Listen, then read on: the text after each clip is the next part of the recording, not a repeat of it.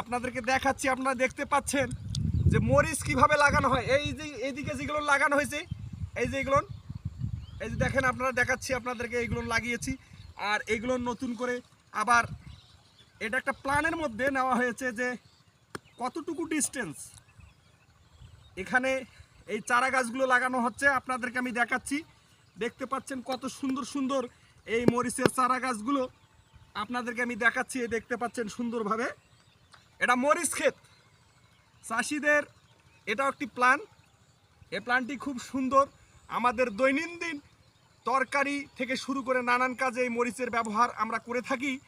আর এই মরিচ ক্ষেতটি কীভাবে মরিচের চারা এনে জমিটাকে সেভাবে চাষবাস করে সুন্দরভাবে পরিচর্যার স্বরূপ এই মরিচের চারাগুলোকে এখানে লাগানো হয়। এবং লাগানোর পরে এই যে বালতি আপনারা দেখতে পাচ্ছেন, এই বালতিত করে পানি নিয়ে আসি গাছের গোড়ায় গোড়ায় দেওয়া হবে যাতে গাছটি মারা না যায়।